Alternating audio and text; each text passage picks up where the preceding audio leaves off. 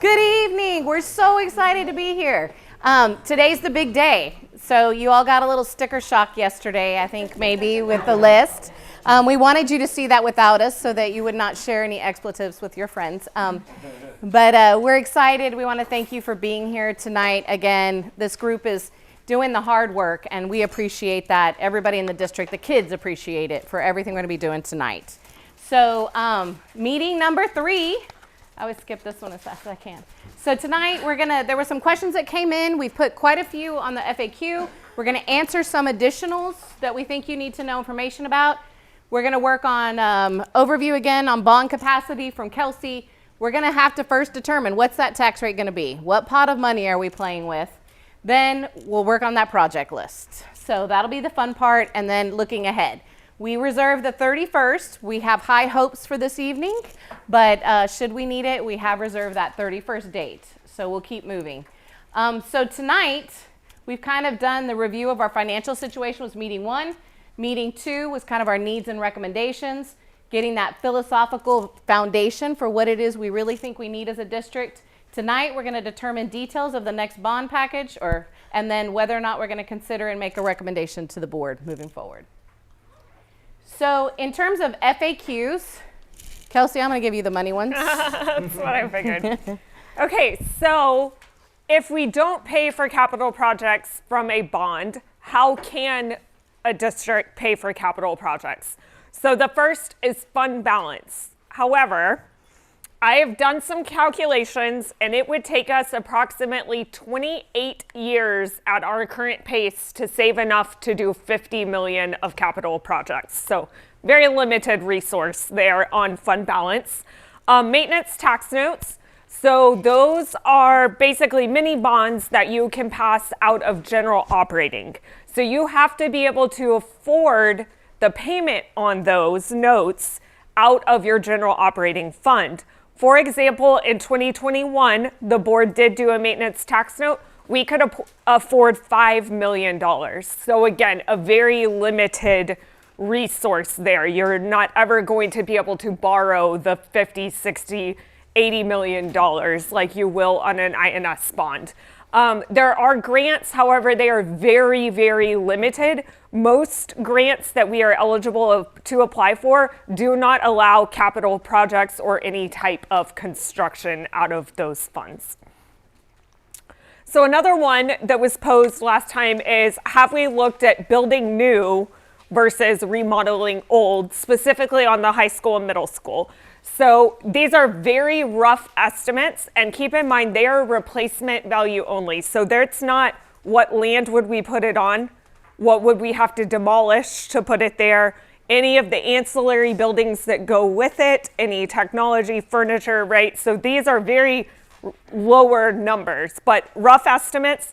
High school replacement value is 138 million. And middle school replacement value is 92 million. And that's our core square footage as it is right now. Okay, so it's just based on square footage. Square footage with an additional, because if we rebuilt them new today, we would probably want a little bit bigger square footage, right? So I grossed that up just a little bit because you're not going to build the size you have, you're going to build a little bit bigger. So I turned that into what would it take to afford that? So we would need, in order to do a no tax rate increase bond of 205 million to build these facilities, we would need a tax base of 8 billion. We're currently at 2.7. That is nowhere in the foreseeable future. That would take a large amount of quadrupling our industry in our tax base currently. So the other thing is, what would we have to raise our tax rate to be able to afford that type of bond? We would have to go all the way up to 64.5 cents, which is a $705 increase per year on average home. Remember, average home is 175,000. And we can't even go up to 64 by law. We can only go up to 50, so we could basically, at the maximum INS tax rate, barely build a high school if we did it on the current land. So where would we put high school while we built?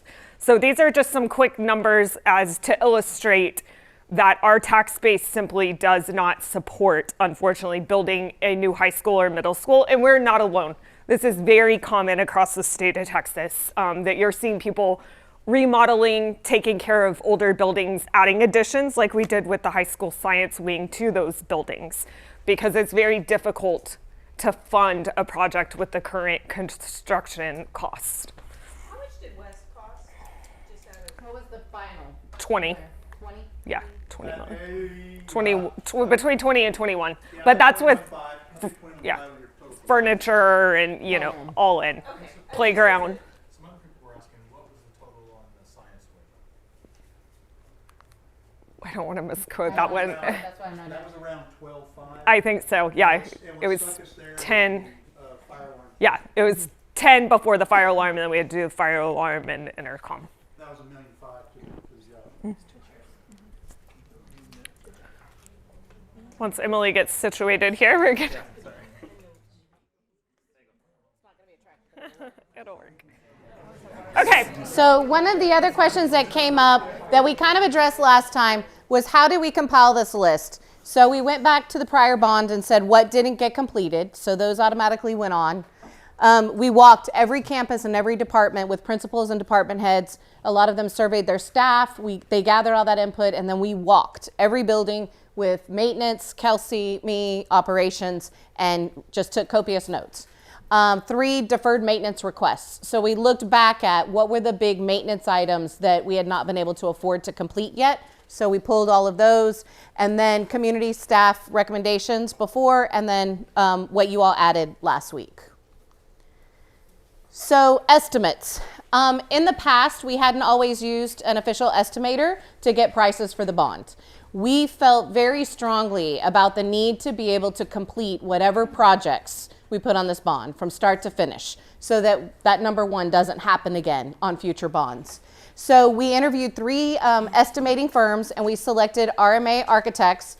RMA provided estimates for all of the proposed projects, and they included, just so you know, we included the 15% for soft costs. So when you build stuff, you have to have an architect, you have to have an engineer, you have to have a contractor, all of those fees that go along with it, we made sure to include, as well as 12% for inflation, because they're estimating that's about 1% a month.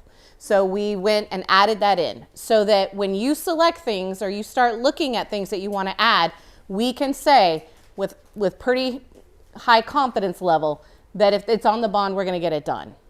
And so I'm going to take just a second and introduce. In the back, we have a representative from RMA Architects. He was asked to be with us. Billy has done an amazing job in a short amount of time coming through for us on the estimations. He's been in district, he's been on the ground, he's visited the campuses. So thank you for being with us tonight, Billy, to answer any extra questions we might have throughout the night. Project timelines. So that was an additional question that came up. So there's a lot of variables with timelines, including labor shortages and the global supply chain. We hit that a lot on West and the high school. It seems to be leveling out, but nothing's perfect yet, especially in labor. I'm building a house, so I can tell you that that is still an issue. Some projects are linked. So for example, if 2 projects tie together, which we'll talk about later, or if one's gonna go on a piece of property where something else is gonna be included, those are gonna impact. And then some things just can't be completed while school's in session. So we're limited to windows of time where we're not gonna impact instruction. So we really couldn't develop that until after final propositions and projects are approved. So based on what you decide, we could start working on a closer timeline, but an estimation is on a $50 million bond with kind of what our proposed project list might come out to. It's about 3 to 4 years to complete. So whatever we decide, we would hope to have everything done within the 3 to 4 year window. One more question came up about the performing arts facility location. So we threw another bone on Billy's plate the other day and asked him to review the possibility of placing the performing arts facility at the front of CHS near 624. As you know, 624 is a major thoroughfare if you drive it in the morning. There are large easements there, right-of-ways, driveways, and parking requirements, so it could not accommodate that placement. but we did research that. And then fine arts staff, when we talked to the fine arts staff about the auditorium and what they would want to do, that was where they had actually given us the design request, was to put it near the band hall. So the fine arts team had met and done a proposal for us, and that's where they want it, was near the band hall. And CHS administration agrees. All right, so this will be our final look at bond capacity. It has not changed. I went back to Bach and had some lengthy conversations, and it is going to remain the same for our estimating purposes. So we're gonna do a quick refresh because I think it's important to go back through some of those slides before we meet as small groups to set the tax rate. So I'm gonna go a little bit fast. Please raise your hand, shout out a question if I'm on a slide that you wanna dive a little bit deeper into. But again, this is gonna be some of the same information that we looked at in meeting number 1. So just a reminder of what is bond capacity and what our current capacity is. So the blue here is gonna be what our current existing debt payments are. The red is what we can afford. So the bond capacity is everything in between. And it stair steps off like that because that is the length of time between the different bonds that we have passed throughout the history at Calallen ISD. So we do have quite a bit of capacity there in green.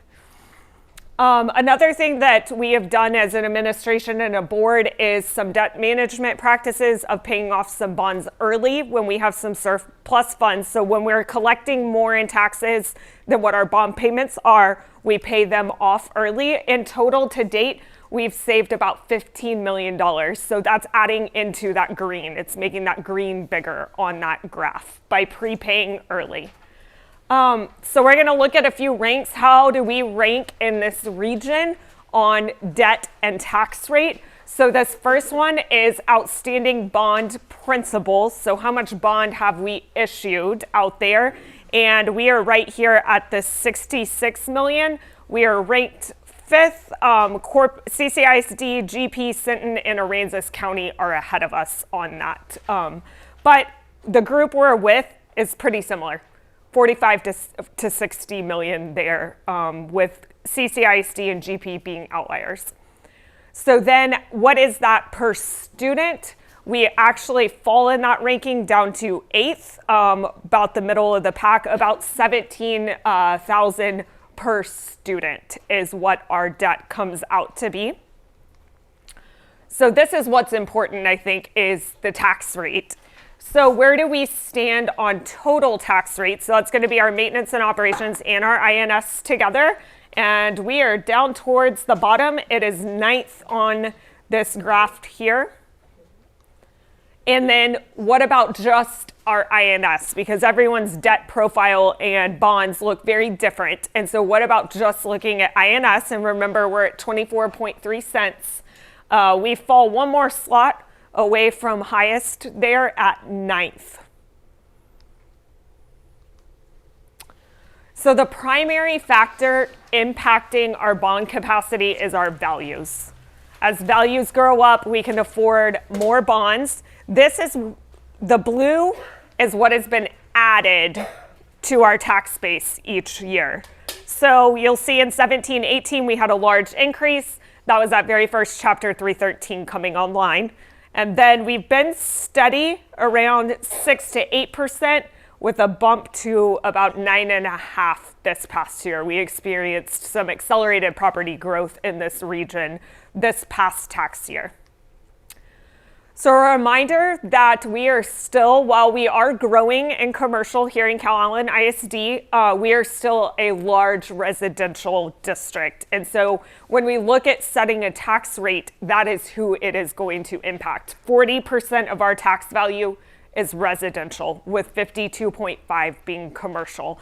And so we need to keep that in mind. We need to make sure that as a bond committee, we are comfortable with a tax rate that 40% of our tax base as residential homeowners can afford.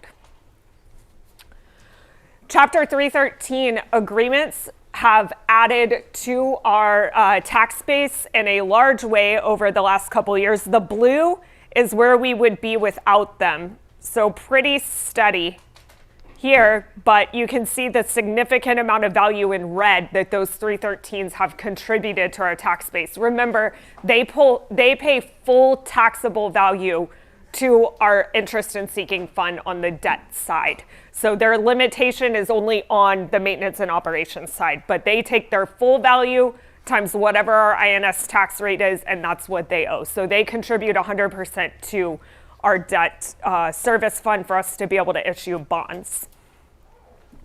So this is the main reason we're here to talk about tax rate. Our capacity, like I said, it has not changed.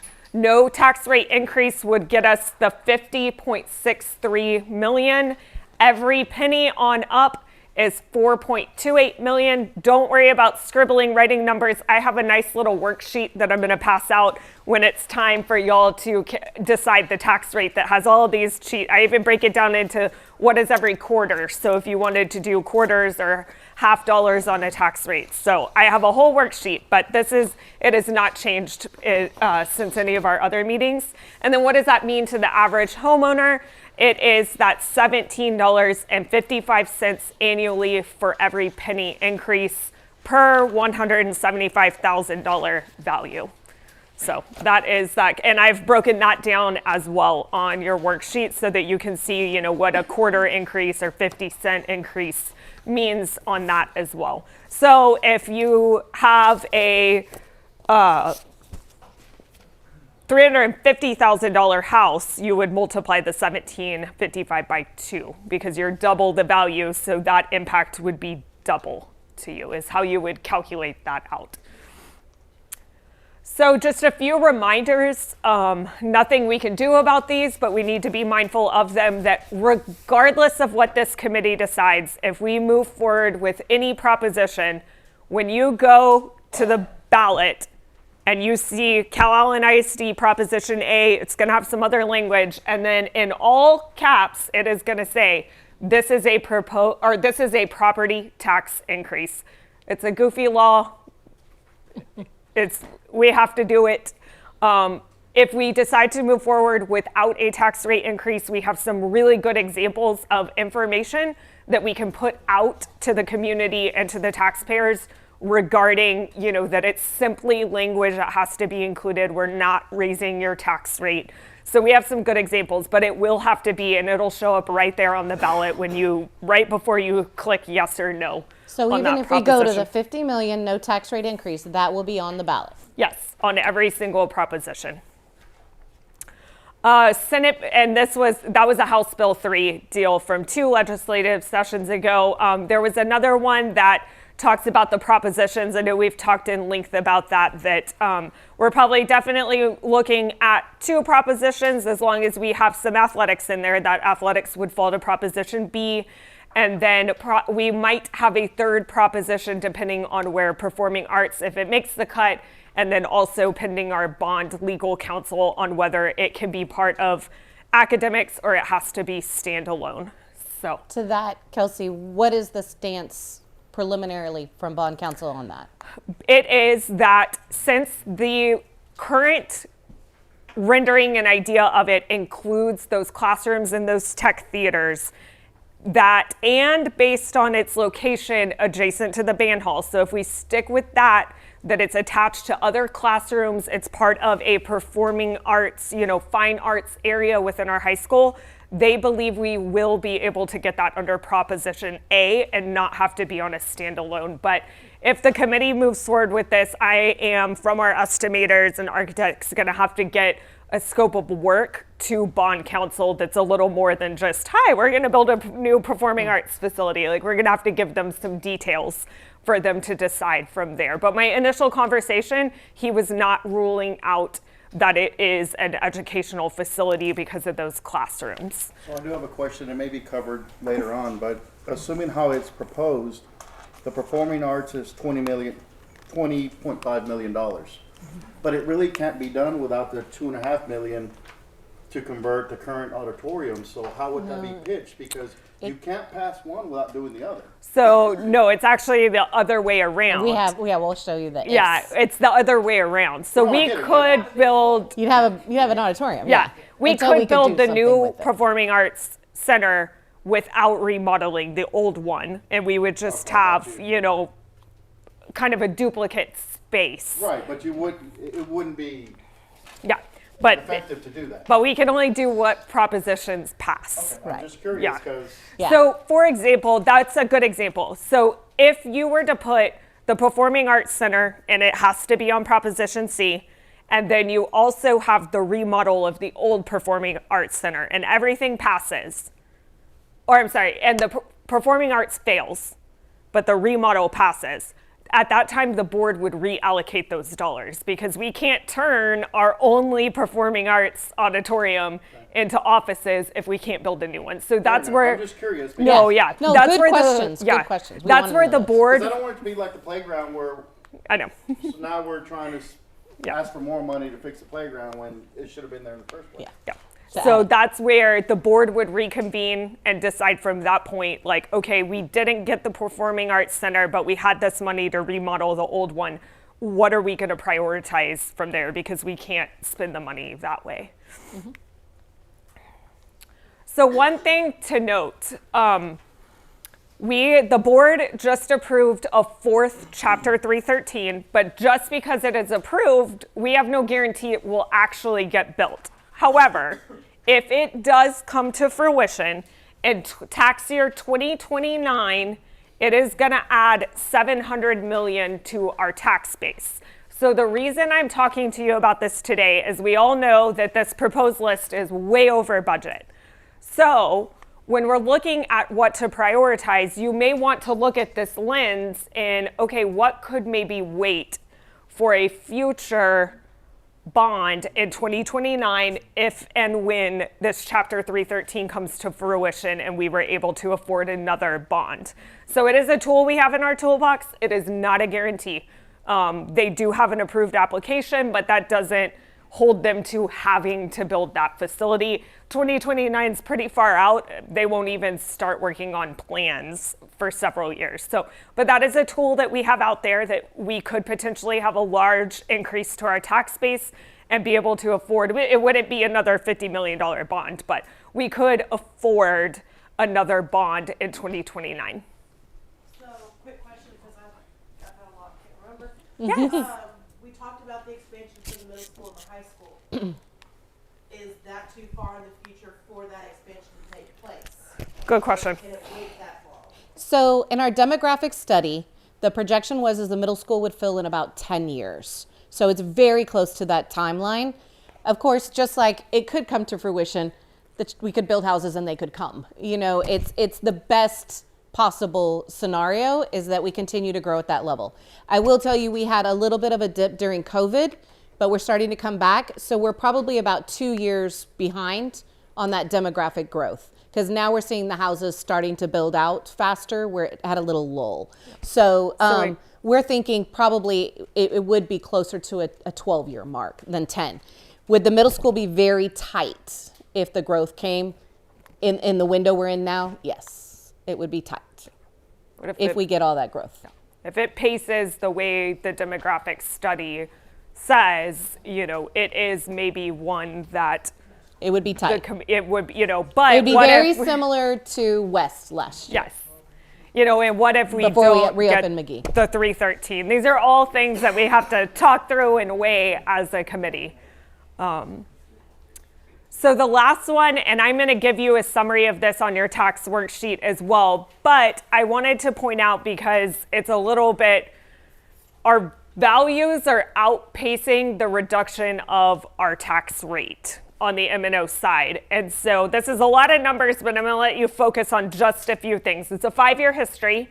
So here we've had 7 to 8% property value growth, but our tax rate has dropped here 10 cents, 7 cents, barely any cents, and 4 cents. However, when you look at the average home value, it went from 186,000 to 188. Okay, not bad. But 188 to 202, and you'll see the taxes went up $112. It's because, look, we barely had any compression in rate, but that value jumped.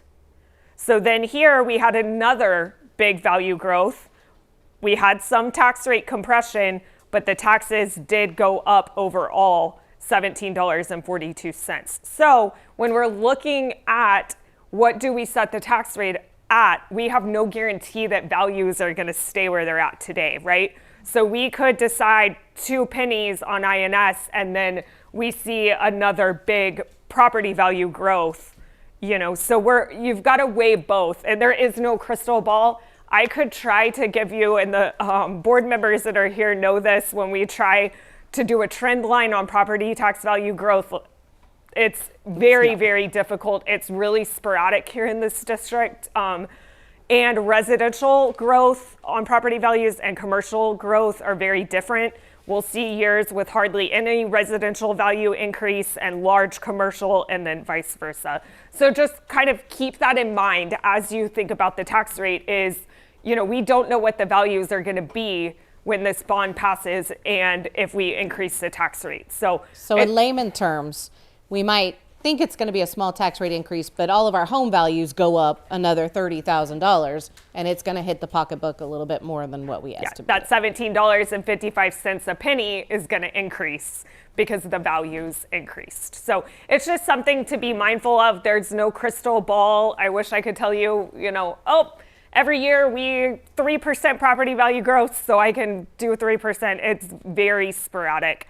And it also matters, you know, is it a commercial property that grew in value or residential properties that grew in value? So this year you can see it hit a lot of residential. Those are pretty big increases on the average resident's home. So we are going to jump into our first exercise, and we're going to work in small groups at our table. You don't have a big poster this time. You have a little cardboard sheet there to kind of help you through the exercise of talking at your table.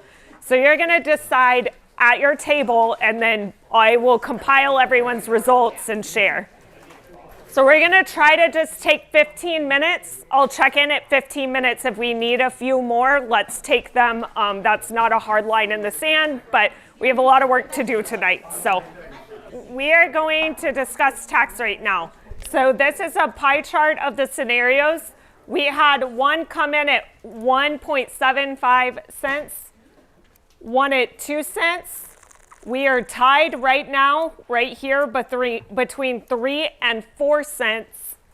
And then we had one at 8 cents. So we have two tables that are 3 cents and 4 cents. So what I'm going to propose is that I'm going to open up the floor for any of those tables or any other table that wants to have any discussion between 3 and 4 cents. And then I have a Slido poll. So everyone is going to answer a poll individually. It's a QR code that'll come up here. You'll pull it up and give me your vote to decide between the 3 cents or the 4 cents based on that being kind of where the bulk of the group Unless is. anybody has a significant opposition Yes. to limiting to 3 or 4. Yes. Is there anyone that wants to voice a concern with either of those rates? Do y'all really think that will pass? I don't think it will. I don't think a 3 or 4 cent will pass. I think as far as elections go, one, it's not in a general election. It's going to be a standalone, one issue only to vote on that anyone's going to care about. So the voter turnout is going to be extremely low. So in that case, I would imagine that the people for are going to be the larger portion. So I think having it in May gives us the greatest opportunity to take advantage of having an increase. If it was in November, I would agree with you 100%. But I think in May, I think it has a high likelihood. The thing I'd add to that also is that boogeyman language about the tax rate increase, that's on there for 1 cent, 2 cents, 20 cents. 0 cents. So if that's gonna scare somebody off, it's gonna scare them off. So, you know, I think that's probably one of the reasons I think we can get away with the 3 or 4. It's on there no matter what. Does it tell them when they go, it says this is a property tax increase, does it tell them how much when they go to the booth or no? All it says is, Do you want it or not? Prop A, Prop B. It's a lot of education. all it just says, okay.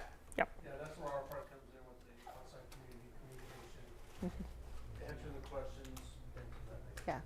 Yeah. And that's a whole different piece that comes after. The school district can only share facts.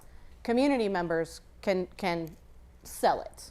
And so that's where the difference comes in between how we market. But we would be flooding with just the facts of how much it is and what are on the propositions. When they go, all they're going to see is it's going to cost me.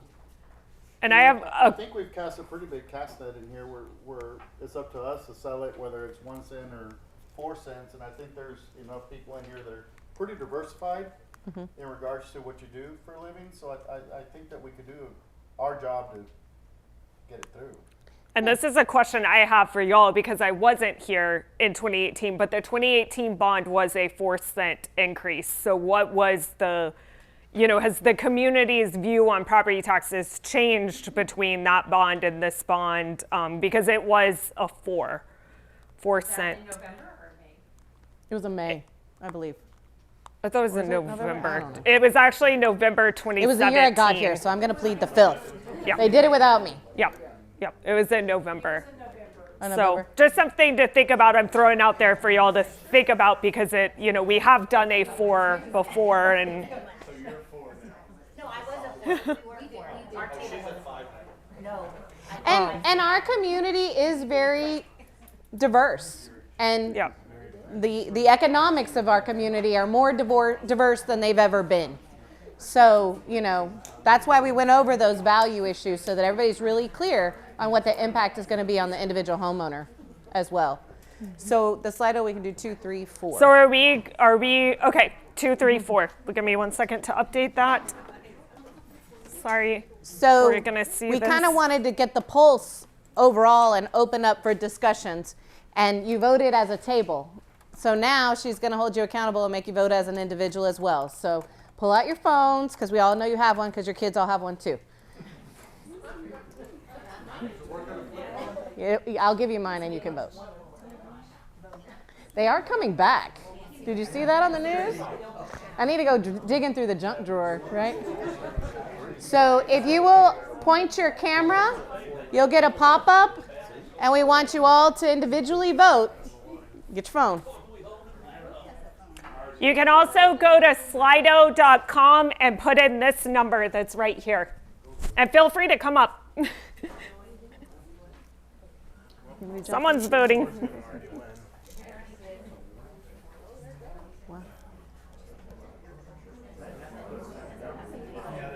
We'll give it a few minutes. I usually have technical. But I can get you vote all at one We time. can't vote for president without a problem. We can do this easily.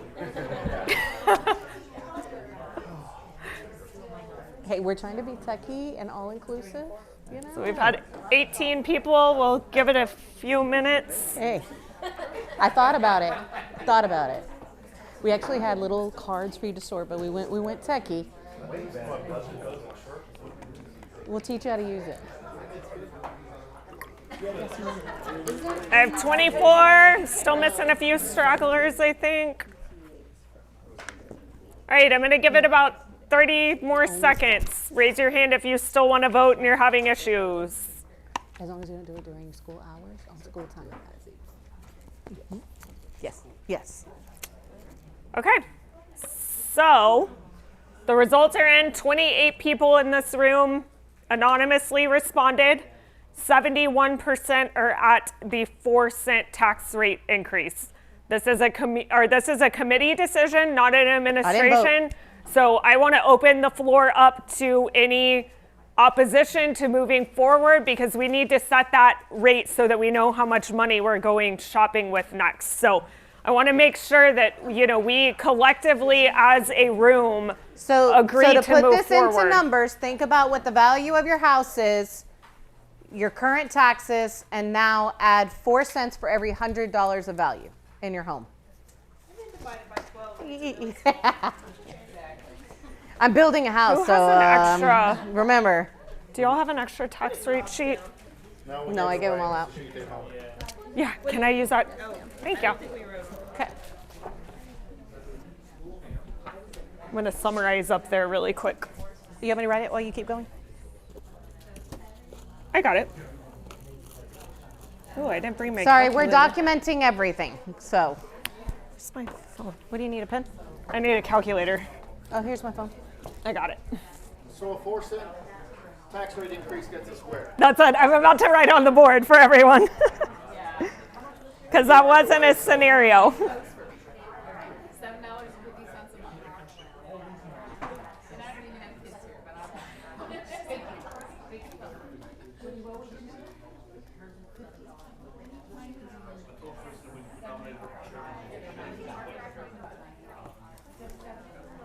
a month. Okay, like every good finance director, I have terrible handwriting. So I'm going to write up here as neatly as I can the summary of what a 4 cent. So if we add 4 cents, our total rate would be 28.3 cents. We would be able to shop with, this is running out. We would be able to shop with $67,755,000 this evening. And on the average, home taxes would increase $70.20. So that.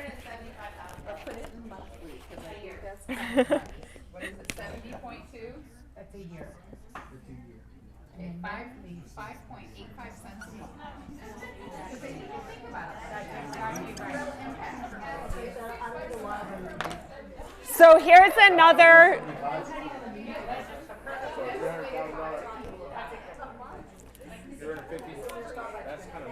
So here's another thing to discuss on the cent increase is we only take the cents that we need each year. And we cannot take any more than the 4 cent. So if you go look back at the history of the 2018 bond, they needed close to only 3 cents that first year to make their payment. So if we have a big property value growth, we may be able to, we can take no more than the 4 cents. But every year, Buck, our financial analyst that did our presentation, they calculate for me what our INS tax rate needs to be. So if we get, this passes and the first year we only need $0.015, that's all we'll add, right? And through the life of the bond, we just have to guarantee that we take no more than the 4 cents. So know that it could be a slow start. Just because a bond passes at 4 cents doesn't mean that it hits that very first tax bill with those 4 pennies. It could, but it's not guaranteed that it will. So one of the questions, I'm sorry. My turn. So we were talking about the last bond, in remembering, was we compressed that year on the M&O side, and we increased INS, so it kind of stayed the same. In the third year. In the third year. In the third year. So theoretically, if our values go up again, Yes. like they did last year, and we compress, theoretically they could offset each other some. Right, but remember, our compression lags property value yes. growth. It's not a 1-to-1. Right. So you could see still an increase even though the rate is going down. Which right. is that graph. But yes, there is, we're in legislative session right now. Property tax across the board is on everyone's radar. They've already set bills out there to decrease school tax rates again, like they did before. So there is a chance that we could see a decrease in tax rate on the M&O side due to That's what happened last compression time. that would outpace 4 cents. 4 cents. And again, we don't know, it's unlikely that we would need all 4 cents in the first year. Usually you see districts kind of take it over the first 2 years or 3 years. Okay. So the question I had is, assuming that this would pass, what are the start dates on whatever projects we approved? So we will not sell these bonds until August to November, depending on the market, right? Again, our financial So analysis this will. could be bad. This could be a year out start date. Oh, absolutely. And that's with all bonds. Like Yes. the That's day a it a passes, timeline you don't that's normal. start projects. We will do some, the board did it the last time. We can start some projects early and then reimburse. We can't start everything, but the board did do that the last time. They started 1 or 2 projects like within a month of it passing. They formed a resolution that said when we get the proceeds, we will reimburse ourselves for these previous projects, but they have to be projects that were on the bond list. So there is, but that's a limited, your bond counsel will tell us how much we can pre-spend prior to actually selling the bonds. So this $5 million bucks, the deferred maintenance, was this stuff that didn't Well, each is an individual. that was on the last bond that didn't get completed? No, that's just ongoing roofs, rooftop units, parking lots, all the unfun things that we have to keep going. But no, we didn't include anything that wasn't completed on the last bond. If it's on this list, it's on here as a detailed project. We didn't put it under deferred maintenance. Deferred maintenance is strictly electrical, plumbing, mechanical, you know, the sidewalks, parking lots. All right, so I'm going to take a quick pulse. Do we have any great opposition on moving forward with 4 cents, or are we comfortable moving to the next step as a committee and working with the 4-cent figure?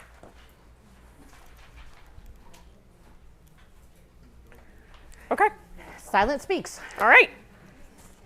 We already did that. Okay, so we're going to jump into the next task of developing the bond project list. We have some housekeeping things to do ahead, and then we will let y'all dive in, and we have some Chromebooks with it loaded in Excel so you can play with numbers, and it subtotals over to the side for you so you don't have to sit and do calculator math all night. So I'm going to jump in. I took your poster boards from committee number 2, and I put together here just so y'all could remember what the pulse of the room was after that meeting. So priorities that came out of committee number 2, we had 7 tables. So anything you see all the way up to 7 was a unanimous, everyone agreed it was a priority. Those things were access controls and fencing and lighting, the safety and security aspects of the bond. At 6 votes was a performing arts facility. At 5 votes was the science wing. And then we had a big chunk here at 4, so more than half. And then we had another big chunk that got half. But this is kind of where the unanimous, again, you have a right to change that this evening now that you have prices. I'm just compiling what we did for y'all at meeting number 2. Meeting number, least important. I have Yes. one question, I'm sorry, but one thing that's never been talked about here, and it's a common problem day in and day out, is transportation. We have a shortage in buses. We're actually catching up on Yes. buses. We have purchased 5 last year. We're purchasing 5. This We year. worked really hard on getting some additional grant 'Cause I know funding. it's a common problem, we're dropping kids off in GP, Yes. for instance. Yeah, and and coming back. with the bus. And Yes. part of it is drivers. Drivers not is the buses. bigger issue The right now. transportation is on there. That was the proposal to move transportation over to the old Alamo area, because the issue is when we do get more buses, we don't have anywhere else to park them. Yeah. So they're parking in the grass. But we've so taken we are 10 out of we've- space. We will take possession of 10 new buses this year. This year. 5 Have we are taken into already here. consideration for smaller transportation? Yes, we are. Yes. I'm working with the director of 'Cause transportation that's a right big now. problem for 'Cause- football teams that yeah. go play in tournaments and all that. So we're caught up on the big yellow dogs, and now we're going to look at taking the budget she had for 3 of those and converting it into some smaller activity buses. So I'm working with her right now Just curious, because I know on. that's historically been a problem. Yeah, we were just short on the full size. So through grants and the board giving us extra funding this year, thank you board members, we have been able to get 10, which traditionally we get 2 to 3. And we've been able to do 5, 2 years in a row. What we had on Well, they're gonna go park, but they might still be parked in the grass because we keep them as backup plans. We know. I've been working with the director of transportation to get caught back up, and that's why we've been doing 5 for several Those years. purchased or leased? Purchased. We purchased. We get our life out of them. Yeah. Yep.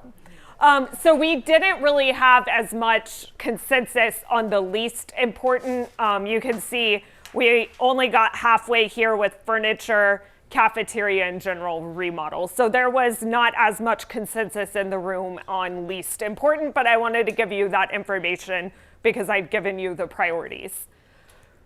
So projects we added to the project list after meeting number 2 based on the feedback was a new gymnasium at the high school. Remember, that's what is would be placed on the old tennis courts if we build the new tennis courts. The track replacement at the middle school stadium, and then this one.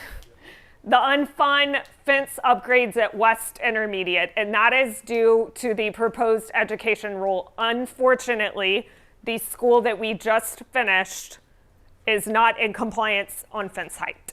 And so we will have to the go state has back. always recommended a 6-foot fence, and now they're nicely saying they need to be 8 feet and non-scalable. Yeah. So Can the state pay for that for us? We're I trying.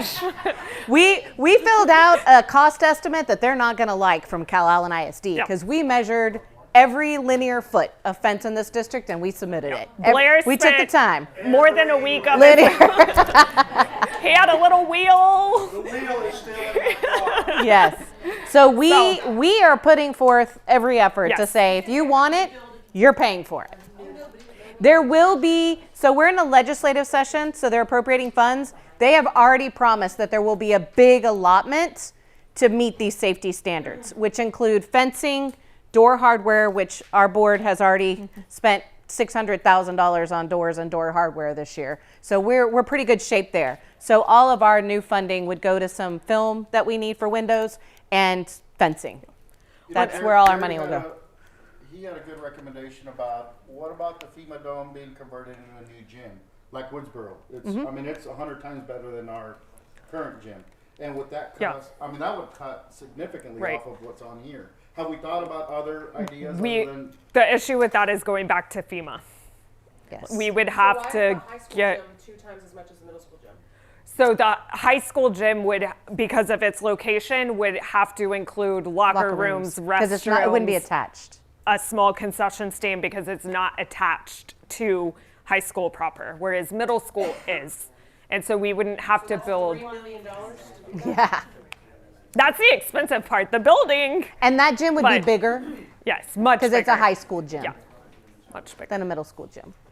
Yes. But the purpose of middle school is to be a competition gym. I would assume that Yes. there can't be that. No, it's just $3 million a little bit of size. But yeah, it would, and the middle school has some locker room concession already available. It would and- just.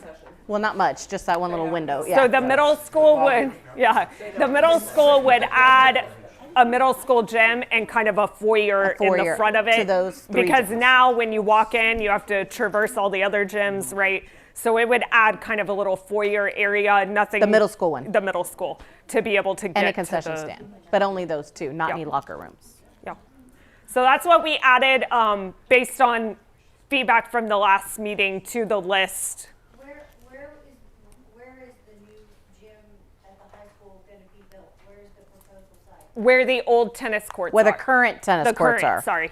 The It, current it would tennis courts. require new tennis courts. It would be a domino effect because, and correct me if I'm misspeaking, but if we add something of that size, we'll be running into parking issues on that side of the building where the current gyms are. I guess I have a problem with that because now you end up with, there's I no know. coverage for rainy days. There's, it creates a whole other set of problems Yes. that It 5 does. years from now, we'll be asking for. Another gym?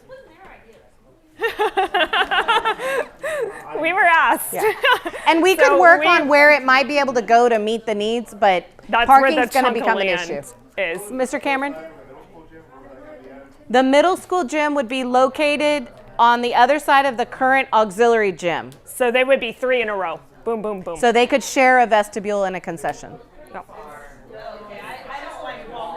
All right, so the proposed project list that you have in front of you to shop with is more than 125 million is where those estimates came in at.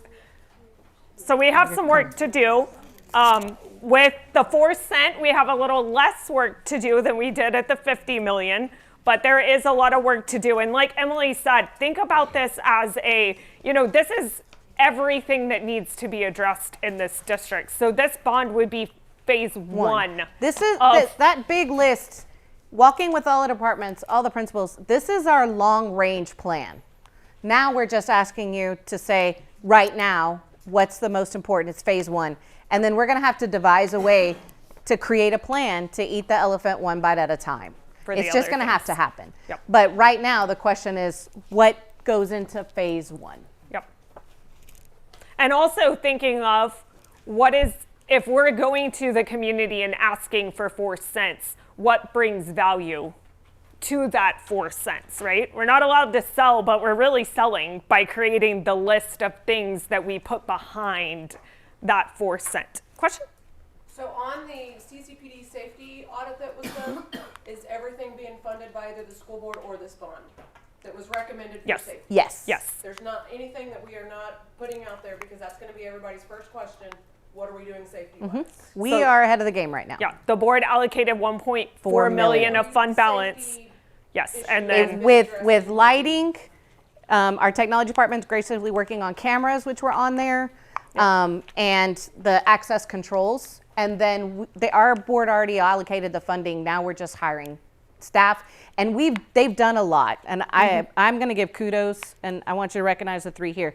$1.4 million of safety upgrades really is significant to our district. So, no, they ran out of money. Put it on our So- desk, you know? so So and this we is you. do- You get to give us fences. Yeah, and there is forthcoming grants. We have one for we all have to install a silent panic alert technology system. There's a grant out there that's going to pay for that in full from TEA. So we are still in works on things, but And we out put of- stuff in motion. It's just supply Yeah. is behind. We've had stuff on order, some on order since For August. sure, I just wanna make sure that anything that was recommended or anything that needs to be, because safety's gonna be our biggest sell on this. Yes. That we are doing. So it's either Absolutely. done or it's the access control, fencing, and lighting. Yep. Yeah. Yes, ma'am. So sorry. Non-negotiables. 1 second, I mean- Larissa. That list of the CCPD recommendations. We can give you a summary. Some of it Yes. has some very specific information, but that's what we use to take forth to the board our recommendations as well. But if it went to the board, isn't it? That did not go to the board. No, that didn't go to the board. We don't share that in our emergency operations plan publicly because it divulges Yeah. where our weak points are. But we took that to make plans for how we were going to put, Recommendations. right, but that's they what she's recommend saying. for certain parts of our facilities. So they're very specific on areas they want addressed. But everything in there, Angelica, please know that that's what drove the requests we made to the board and what we've put on here. Okay, so we have some paired projects, right? We have some dominoes of we can't do this if we don't do that. So I have noted them on your list. That's what the yellow coloring is about on your list. But I just want to go through them because they only flow one way. They don't flow the other way. So for example, if you want to do the auditorium conversion to those classrooms and offices, you got to get the auditorium out of there and build the performing arts. But you can build the performing arts without converting the auditorium. So you see they're one-way sentences. So they're not constantly paired. They're only paired that way. The new wing addition at middle school will also require us to do the fire alarm and intercom. However, you can do the fire alarm and intercom without doing the new wing. And then we talked about the operations, that it's a big domino effect because we're moving transportation and then repurposing. So you could decide for now we're just going to move transportation to a new facility and that's it. However, if you want to give technology a new warehouse, you would have to do the prior operations items to clear up the land and the space to do that. So there are a few paired projects in there. Like I said, I've noted them on the list and on your Excel spreadsheet as well. Just know they only flow one way, not back the other way. If you have questions on it, raise your hand. We'll absolutely come and help. So furniture. The furniture numbers included in your estimate is to replace furniture in every classroom at that campus. The one difference is Wood River. They, through PTA and other sources, have some newer furniture, so they only need about half their campus.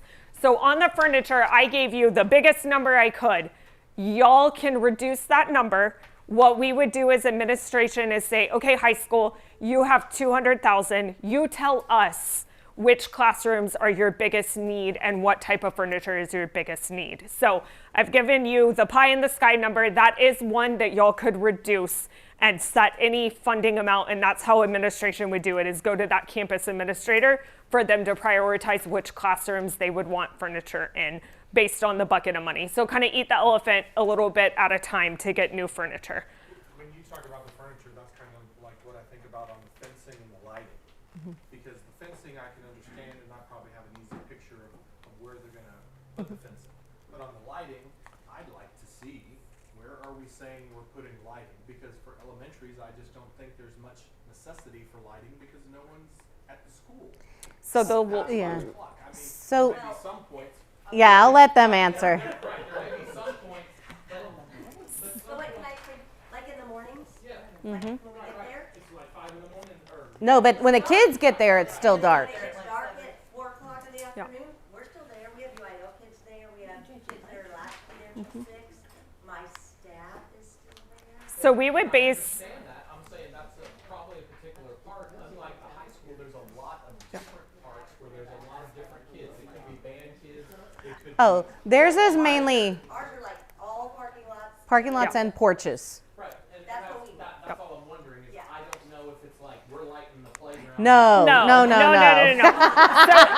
it's based on the safety and security audit. Yeah, it would be Yeah. based on the safety and security audit and the findings of where that is, and then replacing the old lighting with LED while we're there. So mainly at elementaries, it is porches during Parking drop off lots. because it's dark when you get there, and then parking lots. Yeah. And that's it. That's it. No tracks. We're not doing Yes. the back 40. No, no. And then the existing lighting that is there would be upgraded to LED. So we would Brighter. get that brighter and then add where needed. And it would all be driven by that safety and security audit and report on where the lighting's needed. Yes, Neely? I'm not trying to put words in Jerry's mouth, but what I'm gathering from it is, we don't want to have to seek this information out and be given it. We want this available so that we can say, hey, public, we want $3 million for lights. Here you go, click this link and it's all right there. Yes. Yeah. Whereas now we're having to extract information out of you guys, and that gets kind of exhausting after, meeting after meeting after meeting. So why can't go this on forever. information be publicly available? If we're meeting with all these people, we have quotes, we have all these estimates, we have these things, I'd love to just be able to tell people, here it is, public, go look and ask your questions. And it will There should be. be pictures. Yes. If Oh, all lighting's of- an issue, there should be pictures. All of that will be Yes. And once it's you decided. decide down to those, we already have a plan we're going to show you. We're going to have good advertisement. It's all going to be on the website. There's going to be pictures. It's going to be very detailed. But to do that for every single project right now, it's very time consuming yes, I understand you'd love to have every detail right now, but the reality is until we get to those projects and dig in a little bit deeper, then we could give you a lot more And I've already detail. built the shell of the advertisements that will go out on each line item in here that Yes. will have, like the fencing and the lighting will be very detailed on, for Each example, one. the lighting. Based on safety and security audits conducted by CCPD, we will address lighting around parking lots, porches, vestibules, and upgrade to LED. So we'll know what's in it after we pass it. No, before. No, I mean, no. once you select After these, tonight. after Once tonight. these are, no, that's part of what will be available to the public from the time it's called by the board until the general election. But we're I don't making wanna this, put words in his mouth, but I think he's saying like he wants to be able to have that information to make a decision as to what should actually be on the bond or not. Well, and we're happy to answer any questions. And if you need more detail, we set aside the 31st. Tell us what items you need more detail on, and we'll be happy to provide it. It's just, there's a lot of projects on this list, and it's to detail everyone to a very specific location area for light. I mean, it would kill us. If you were given information to get these numbers, You have that. Yes. You And have we're gonna get there. another packet. We're going to get to that in just one so we second. hired professionals, and I'm sure paid them tons and tons of money. No, not tons and tons, but And this is what we got, rather than, you don't have any renderings or anything like that that can be made available to the committee? well, we haven't approved those projects, so it would cost a lot more money to move to that. We just said if these were the basic projects, what would an estimation be? So when we get down into the details, then we'll get very specific drawings and renderings, but that would have cost lots and lots and lots of money. And with an extensive project list like this, it just wasn't the best use of funds to get to that minute of detail. We felt like having very broad understanding of what the projects could be, then we could go down to more detail once they're selected, because that would have cost tons and tons and tons of money to do every single one of these projects to that detail. So deferred maintenance, again, we talked about this at prior meetings, but that one is up to the bond committee to decide. You can put no dollars, you can put $2, you can put 5 million, 10 million. It's up for y'all to decide. We've sat and met as an administration team to kind of give y'all a general kind of benchmark. We feel $5 million based on past projects, future needs, would be a reasonable place to start with deferred maintenance. Would it get everything done the district needs for the next 20 years? No, but we're going to continue to eat that elephant. And I put a little reference here. In the past, our past 2021 maintenance tax note was $5 million. We were able to get 2 summers of rooftop units done with that. That took care of East, Wood River, parts of McGee, and some parts of middle school. So, and in previous summers with other funding, we were able to do large chunks of high school. So it kind of gives you an idea of where, you know, how far that 5 million would go and the types of things. So, but that one's up to you to decide as a committee if you include it, how much you would like to include. I will let Emily discuss the high school plumbing. So we really are leaving this to a committee decision. There is one number that we originally sent to the list that said to be determined, because we were researching the extent of what it would cost to fix all of the plumbing at the high school. The high school original section was built in 1972. So 50 years old. The plumbing under the high school is 50 years old. It is old cast iron, which is designed to live a life of 50 years in great conditions. We live in Corpus Christi, Texas, near Salt. It is a huge number, but it is a huge job. It would be replacing all of the plumbing under the B gym, the 200, 300 hallway, admin, the old 400 and 500 hallways. Someone would have to go under there, cut it all out, replace it all. It would also include replacing the water lines coming into the high school. And for those of you that remember, when we talked about high school before, there are no shutoffs on the water at the high school. So either the high school has water or it doesn't, except for the new science wing. So this would also include putting in shutoffs, so we could shut down sections of the high school to do repairs over time. It is a big price tag, and I'm going to say as a superintendent, this is the one item that for me is a must-have. Every day this campus. Tell them why. Yeah. Tell them why, Larissa. No, I know. I just want everybody to be aware of when you see a $4.5 million Every single day. price Be tag. done in the summer. So, Yes. so Yes. here's the question. Can it be done? We can start the project and put in cutoffs over a 7-week period. So we would shut down the high school For the summer. 7 weeks during the summer. And by then we'd have shutoffs. So then we could shut it off in sections to continue the work. Yeah. So we have a plan that could make it I work. met with the engineer over the phone that works for the district yesterday, and he had a very detailed plan on how not to impact instruction. Now, we will impact that, you know, for a week, 2 weeks of time, the kids will be told the 400 hall restrooms are offline.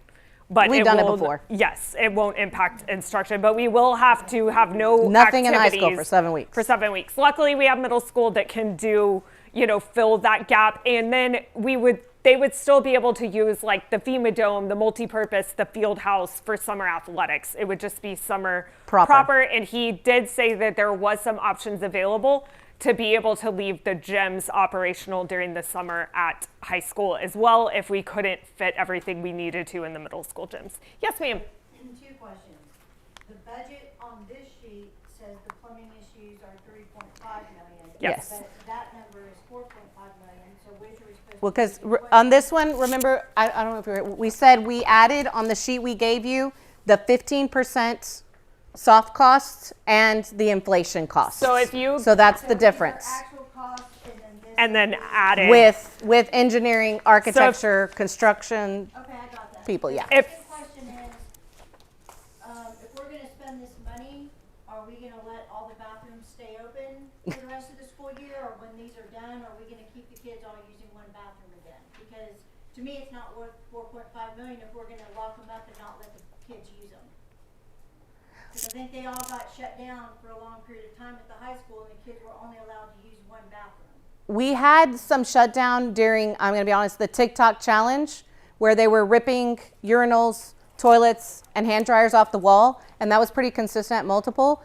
Every bathroom they destroyed, we had to go back in and fix, I'll be honest. And then we had to monitor them going in and out because they were doing thousands of dollars of damage until we got it to stop, I'll be honest. So behavior also led to that, and we opened it back up once it stopped. But we had to expend thousands of dollars in repairing bathrooms due to just destructive behavior based on a TikTok challenge. That's a valid question, because I was just in the high school this past week, and there's still bathrooms that say use other. So, I mean, if we're all gonna spend the money, are they all gonna be? When they're all working, they'll be open. Are some of them closed because of the plumbing? Like, is any of it? Occasionally, yeah. Like, if it's smelling, I know. Yes, sometimes they are. And Mrs. Neff, do you want to address that? Well, there's some like towards the agent that are locked all the time because nobody's supervising that area. Okay. So that's That's why they're valid. locked. There's no. And that's why I saw them. Go. Okay, go. so Ms. Neff answered that question. Let me share. So is going towards the A gym. When there aren't classes going on down there, those bathrooms aren't supervised, so those doors are locked. So they strategically lock those doors. Okay, so we have some resources. Y'all have seen them on your table, but I just want to quickly tell you the tools you have available to you this evening to start shopping. So in the back was the list. It's the same one you got emailed, minus the only change is we put in the number for the plumbing upgrades. And you also have this workbook. So this is what RMA Architects provided us with their estimates.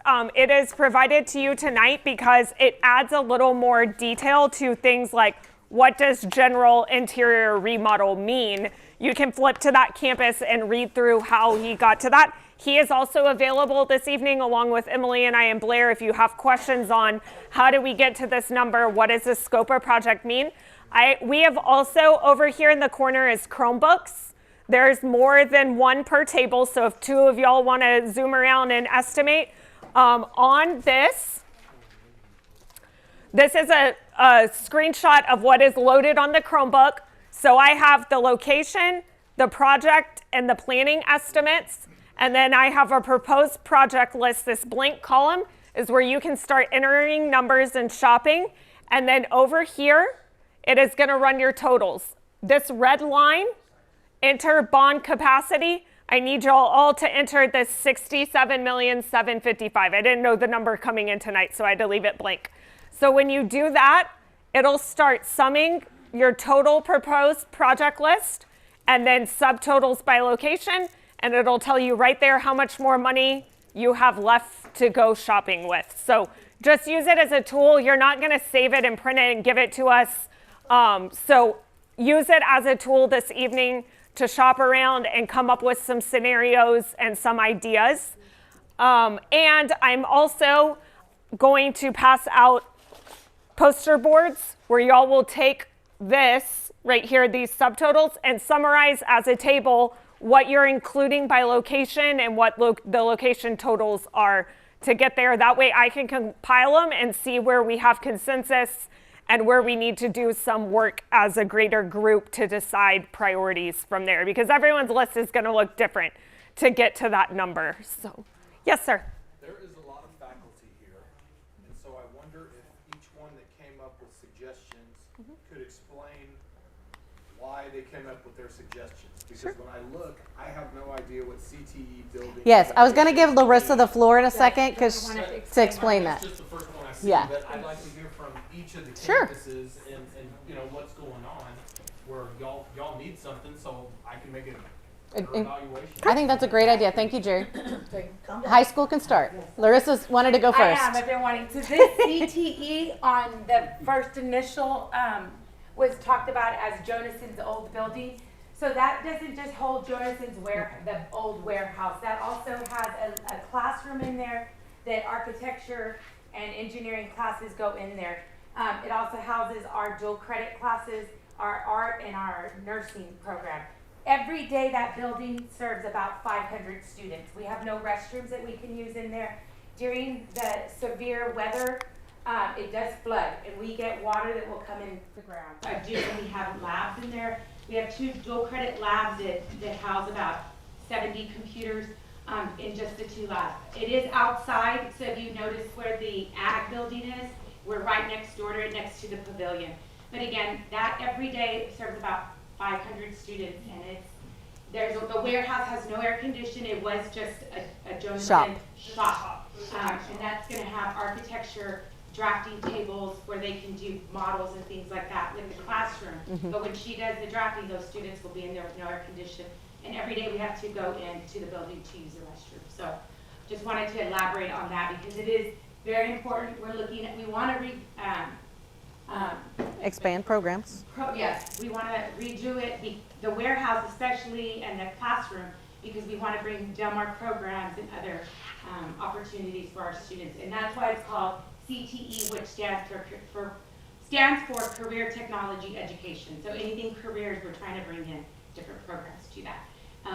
Like the way the welding lab of ag just got revamped and rebuilt, we want to do that and bring other programs in that building. So, and that's what that stands for. This was an item that was part of the 2018 bond that had to be postponed. It was. In regards to safety, I had thought and thought it would be good because you have so many kids walking outside. And I had suggested when you come in the gym on the side towards the football stadium, if you actually took out the wall that had the trophy case against it and connected it to ag and had a hallway, now you create a perimeter where kids can't get in, people can't, get out, and now they're protected and we don't have to do walkways. I don't know if that was thought of as an alternative. It won't get to their building because they're not connected. Well, Yeah. But To you both. may be able to do 2 of them, I don't know, but, it's a way that, less access to outside for the kids or for someone coming on the campus, so. And we've to me, just it's not a finished the safety fencing issue. project there for right now as well, to Yeah. at least start that. That yard is. It was a project that we did look at, Jerry. We were looking at pulling out the trophy case and running that hallway through there. But just when we set the transformer down just south of the ag building, we got about 18 inches down. That's an absolute hornet's nest of utilities. And we realized we would not be able to afford any type of footings to support the wall there. The main gas. Do a fence out there. Yeah, the main gas distribution for the entire high school sits Gas lines, back in water that lines, area. waste lines. It was, man, Yeah, if it was a line, we hit it. We hit it, brother. we did all summer. Mrs. Ness, do you want to share anything else from the high school? Do y'all have any questions about the high school? The lighting, like, especially like in the parking area, we had an older gentleman trip and fall because it's so, the parking, where you park and all that, it's so uneven that he tripped out. We had to get the trainers to kind of close it up for him on his knee. And it's because it's so dark out there. We do have tennis, we have softball, we have baseball. There's a lot of things that are going on. We have kids that have nothing to do at 2 or 3, 4 in the morning that try to break into the window. We have things, and the lighting and the cameras have been a great help in deterring that. But the building's just old, The easiest way to explain the lighting, if I can, it's basically what you have, what you see, what you know, what you've been around. We'll be replacing that with LED lighting, which will basically Adding. doubling the lumens and reducing the electrical consumption by half. Some of the lights we put in the gym, they've already paid for themselves in 3 years. And the only thing that I ask is, whatever we decide to do for the high school, let's do it right. Let's not just let's do a little patch and stop, and we'll fix it later, something like that. If we decide one project for the high school, let's just do it 100%. At least that's gonna be right. Instead of doing here, there, and nothing works, and it breaks in 10, 15 years, let's just if we do one thing, do it right. That's all I ask. Because that high school's gonna be here forever. And there's a lot of tradition, a lot of history. I don't wanna change, like we said, we need another gym. Basically, what I need is another gym to have practices. Because right now, people don't like, you got band that goes to the gym, you got your top hats, you got your cheerleaders that don't have a place.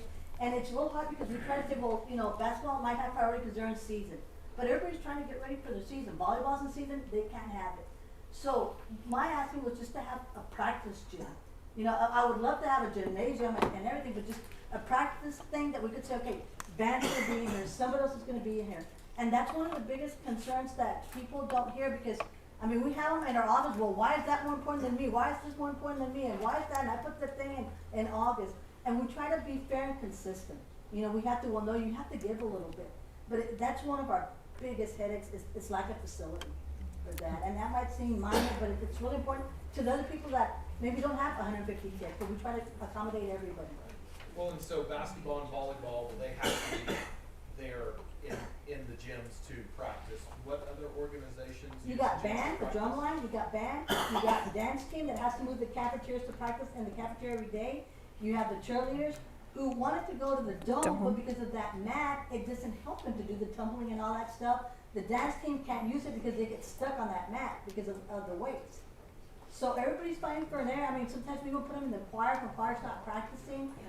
Cafeteria, auditorium, for where we can accommodate, and everybody wants to practice. I get nobody wants to practice at 8 o'clock at night. And we have teams coming in, volleyball, basketball. They practice at 6:30 in the morning. And so So does field house, oh, go ahead, sorry. Does the Performing Arts Center, would that ease any of that congestion? I mean, can the Top Cats practice there? Yeah, and Or they're the very band could. accommodating to us because we were trying to get on that stage, but it's so little. Right. Yes. So some of that could be. Yes. I mean, obviously not basketball, volleyball. No. Yeah, But the like drum Top line, Cats, Top the Cats. cheerleaders, Drum line could use that facility. Our band doesn't fit right now at that auditorium. You know, they've outgrown that number. So would that Performing Arts Center hold graduation? No, probably not. It was that we Staff. proposed that it would seat at minimum 650 people. And where that number came from, that's our staff count. We don't have a place really to put all of our staff in one area. So that's why we went with, could we at least get all of our staff with some growth? Along the same lines, if the field house expansion does the new weight room that would be able to house all the sports, boys and girls, then the FEMA Dome, would that be a place where some of those same teams could practice inside of there? They can't use it because the weights. The weights are in the way and the mat. Yeah. The weight room would be gone. Yeah. You're adding it here. It can be Yes, put if- on the floor. Yeah, if we could put a new We'd have to flooring, redo and the that's floor. a temporary flooring in there, so. And even if you kept the dome and were able to put a gym floor in it and clear everything out of there, all I need is a practice facility. We can still keep playing games where we're playing. Even though the B gym doesn't have two sides, we can live with that. I just need some place for everybody to have an opportunity to practice in a gymnasium to do that. So we'd have to revamp. We'd lose that as a weight room Yeah. and make it a Do practice. we know how big the old gym is square footage wise in relationship to what's suggested for the Performing Arts Center? The current gym, the Lita Andrews gym, No, the old gym. the B gym, the small gym, I'm gonna be honest. We looked at, we could put the Performing Arts Center in the A gym and build gyms out by the tennis court, but it would be removing the current gym. And I'll be honest, we spoke to several people in the community and there was feedback about not wanting to lose the tradition of that gym. Because that was the original, I thought, was to propose. Is that gym than the old gym? It's pretty, Billy, do you know off the top of your head? No. But it would require the square footage of the A gym is what Yeah, we it found. wouldn't fit And in. the roofing issues because it's in the middle. But the proposed would not fit in the B gym. Smaller Performing Arts? Significantly smaller. And you have Well, because remember, roofing, it doesn't have bleachers on both sides. The bleachers don't go up. and you have the roof in the middle of the. And it's a roof between two roofs. So that's a problem. And remember, theater roofs have to be high to hold booms of lights. So it would mess up the whole roofing. So the place it could go is in the A gym. If the Performing Arts Center were to go through and be built on Jazz, is that something that would be open to the public? Would you try to turn it into a revenue producing? So we do, and we currently let the elementaries and other campuses use it as well. They fill out facility requests, and yes, and in our auditorium, as it is, has been used by outsides as well for like dance, churches. We've used it multiple ways for that. I just didn't know if that was gonna be the plan. Yes, it would be the same. We'll take revenue where we can get it. We're not proud. Any other questions Graham, do before you have high any- school, yeah. before we go to middle school? Mr. Graham Right. is, if you haven't met him, he's the new principal at Cal Allen Middle School.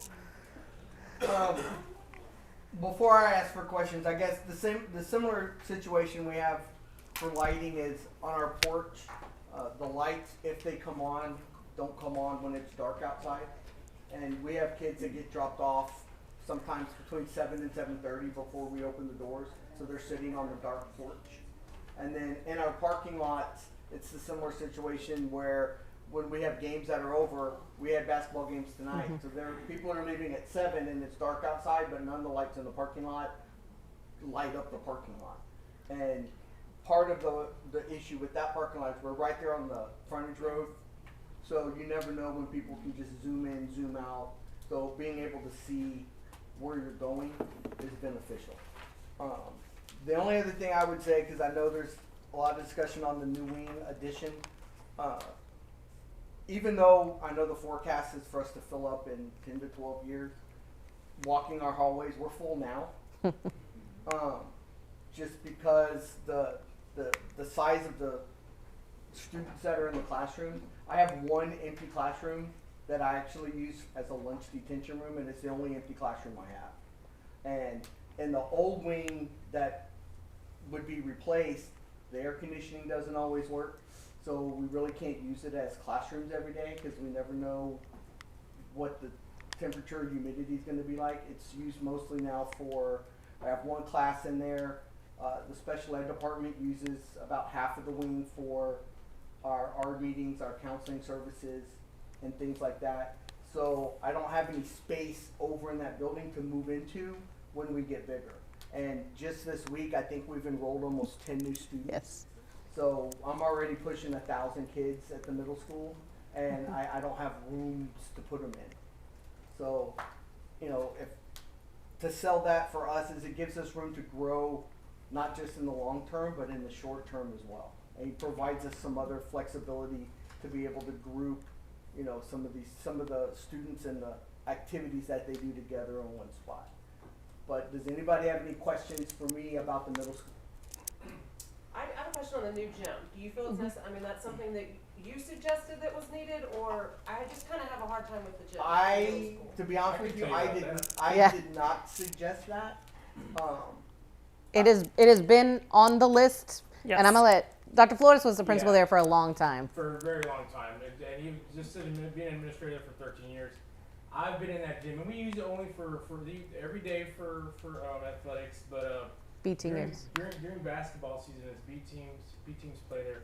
There have been times where we've had to cancel games because of bats flying down speed. We actually did speed up rules. But we don't play there.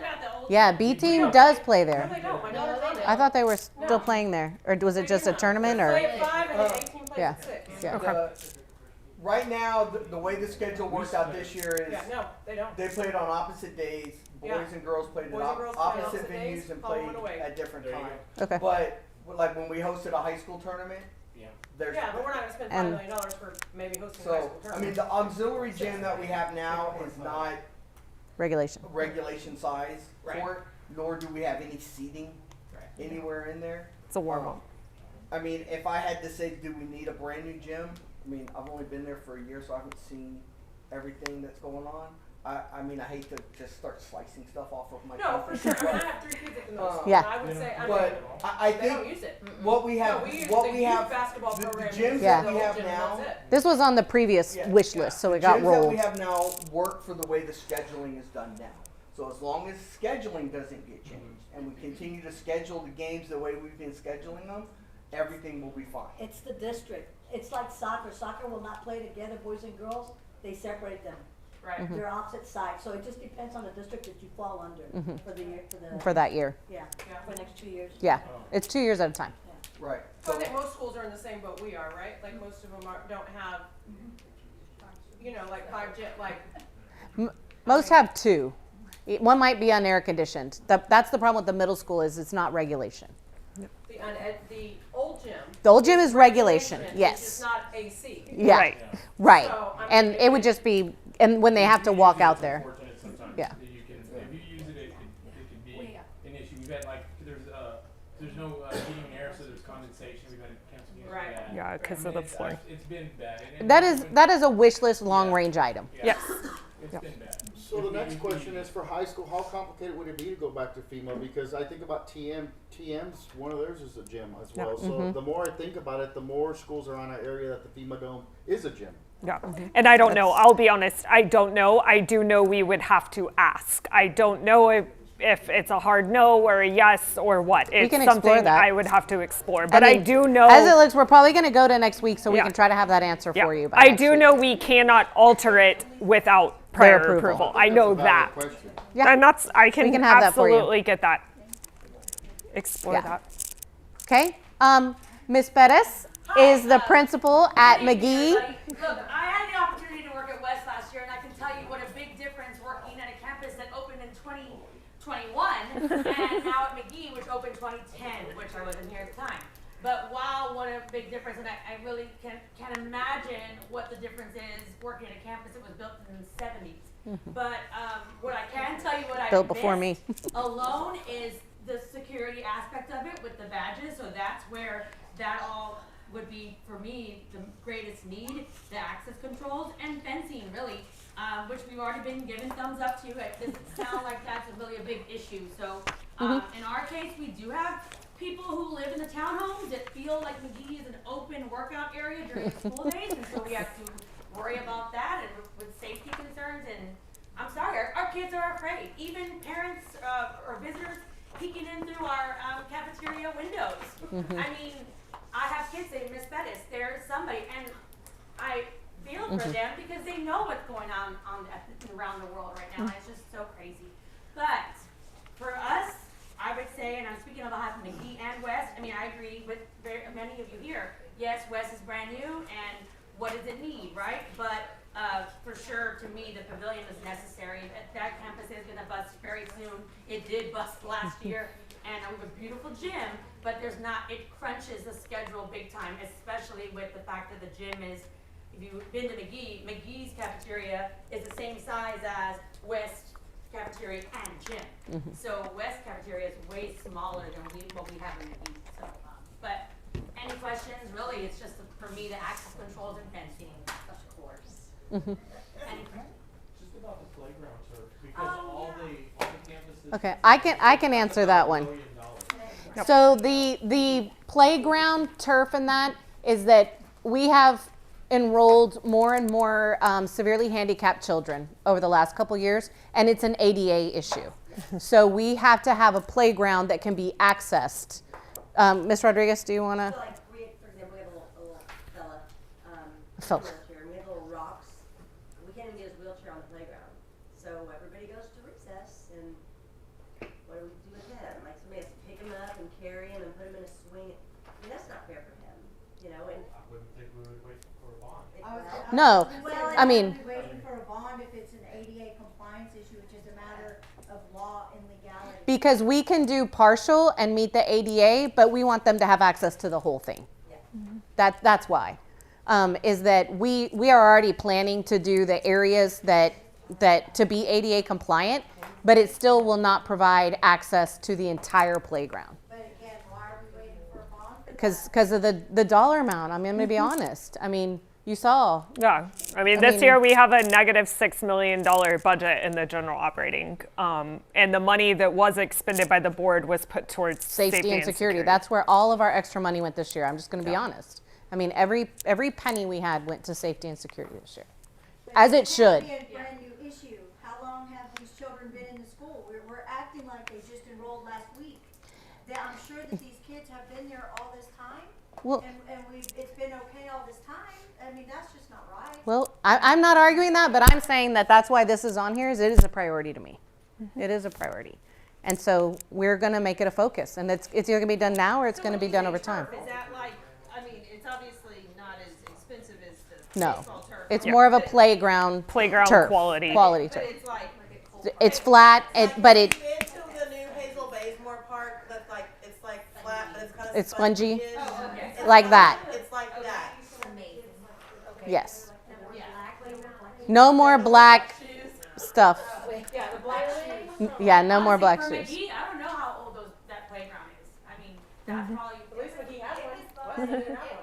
West does have a playground. West Yeah. West has a backyard play set. Jungle gym. Playground, and they also have the one The in wing. the middle, in the Track. obstacle course in between the between middle track. track, Yep. along with the swings. The swings they could use more. Yeah. But I had a kid that went to McGee the first year and there was There was no play. no playground. It was But 2010. they had fun and they Okay. loved it. Right. It was good. Look, and honestly, this is not a kid They know. issue. This is an adult issue. The kids don't care They what don't- it looks like. But in the end, there are a lot of things that don't make sense. I have kids crossing a Caliche Road just to get to the playground. Why isn't there sidewalks there? Why isn't it paved if it Yeah. is a fire lane? Things like that. What's the estimated lifespan on that turf that you're proposing? Generally, it runs about, on an average football athletic field with the turf quality and the weight of the athlete and all that good stuff. With the UV down here, you're getting about 11 years tops. So it'd be equivalent. Yeah, 10 to 11. 10 to 11 tops. This stuff may get about 12 to 15. The kid, The kid's not gonna be as. The kid heavy. playgrounds, yes. Right, on the turf, kid's not gonna be as heavy, he's not gonna be making big cuts, not big cleats, that kind of stuff. I've got a question about the, at McGee and the other one, the track replacement. What are the details on that? Is it straight back, rip up, go back to asphalt? No, go back with concrete. We've been going to concrete to make it last longer with our weather and everything. So the ones that we've been replacing have been concrete. So it would be ripping them out and going concrete. Yes. Yeah, in the current condition of those tracks, they're kind of crumbled along the edge, and I mean, they're getting narrower and narrower, and yeah. It's like a parking lot. It's like a parking lot. Yeah. So that's why we're moving away from asphalt and going, it's a higher expense, but a longer lifespan. Yep. Yes. That's what I wanna know. Like, Yes, concrete. Concrete. Yeah. It should last longer than me. All right. Yes, ma'am. I sub at DAP and I'm a permanent sub there Uh-huh. for the rest of the year. The parking last year, obviously, when it was closed, we had parking back by DAP. We were able to access the building. The teachers from the high school were able to safely access the building. When there's training going on in It's these full. buildings, when McGee is going on over here, our teachers are parking in the freaking Freedom Fitness parking lot. We are looking as a district to add a parking lot here. Okay, that's what I was asking. Yes, ma'am. Is some of the parking lots going to be able to access where we can get more Yes, ma'am. parking for Here. everybody? Yes. Okay. For the Star Building, yes. Yes. Yes, ma'am. We're addressing that, trust me. All right. East. Jerry, do you have any questions for me? I think everything at East is fairly, but, I mean, it's an old campus, we do need just some general modeling things. Definitely the lights. Oh, bus lane would be. She doesn't have one. Yes, it would be concrete. Doesn't have a bus lane, and if you don't have children that attended East, oh my gosh, they hate drop off and pick up because cars have to wait for buses to come in and buses to leave before we can start anything on that side. So what, when we did our walkthrough, the idea is to put a bus lane, on the side by the kinder hall, which would help a lot. Buses would just come on through, we'd load kids down there. We could stack Side street. 4 buses. Already. So we'd love to do that. Really, lighting, we talked about already, is super important. It's very dark. The lighting there is like the old yellowy, it doesn't, it's like not even having lights. Access control, definitely, safety. Cafeteria, yeah. You had to choose one to knock off the list. Which one would you choose? Furniture. I mean, our furniture is old and most of it's kind of mix and match, but we could live with it, But, safety things are the most important right now. And just a refresh to brighten up the campus. Yeah. Just minor improvements in the flooring. The stage. A lot of cosmetic and the stage. Right. Rest. Wood River stage is basically sinking. So the Wood River stage is a bigger issue. Yeah. The front of it, I don't know what they did underneath it, but it's basically crumbling at the bottom of the stage. So Wood River stage has more needs, way more than East. It's uneven, it's becoming kind of but it would have to be all ripped out and redone. Yeah. Stage. All right. Do we have any Wood River? Melinda? Melinda? I mean, mine's basically the same as, Because it's the same building. minus the cafeteria needs more improvements than what hers does. Yeah. And she already has a bus loop. They're the exact same school. How does furniture cost twice as much here? Yeah. Yeah. Yes. Wood they've River has done newer. some PTA. Yep. Yep. So did that help with some of the projects, maybe a little bit? Yeah. Huh? Yeah. I was about to. Campbell? Athletics. Campbell? Would you like to share your wish list? Athletics. Would you like a list of your wish lists? Okay. The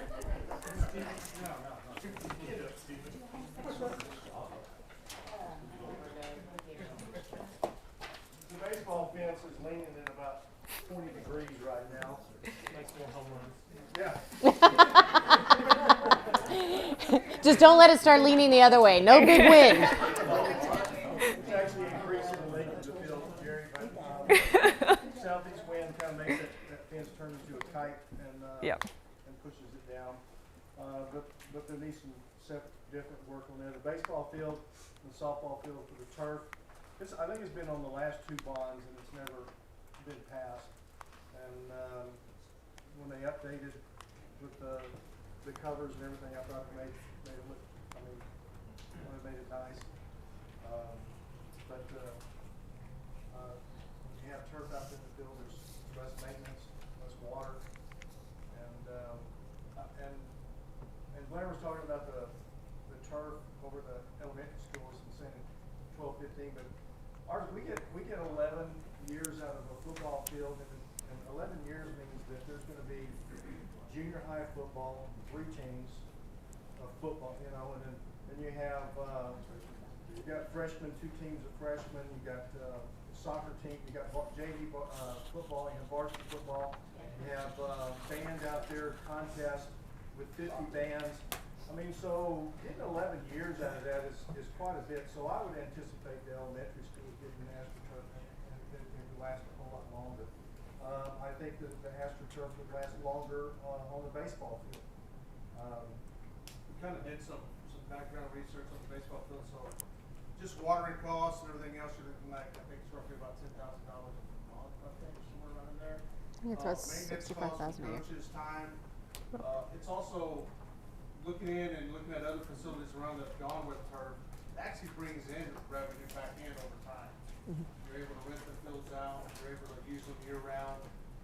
You don't have any weather impeding situations.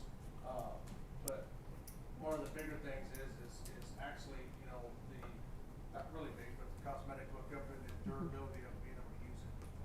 Right now, because they go out there, you've got 3 coaches that are doing maintenance before practice, after practice. That's time that's being taken away from athletic instruction towards the players. And the kids. Yeah. And the kids. So, during seasons or what have you, that could be also an option to start there.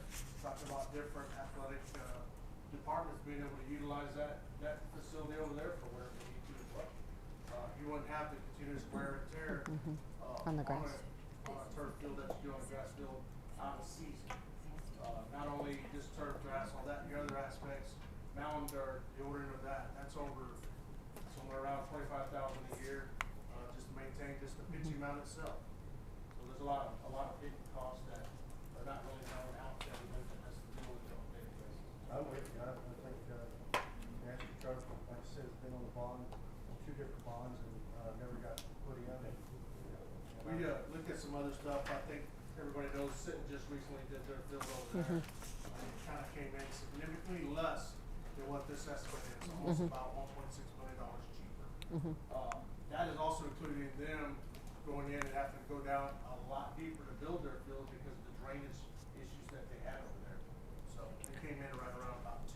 So remember, these are the numbers plus the soft costs plus inflation, right? And so they could fall when we go to bid an actual And project. those costs came directly from Hellas. So I guess the question I have about turf is if we can't afford to do it now, what do we plan 10 years from now when we have to replace it? Bond. That's what we did with the stadium. And what happens if it doesn't pass then? We're back to grass? I mean, it's I mean that's how we've done football. The stadium. The stadium. Well, last year I was over in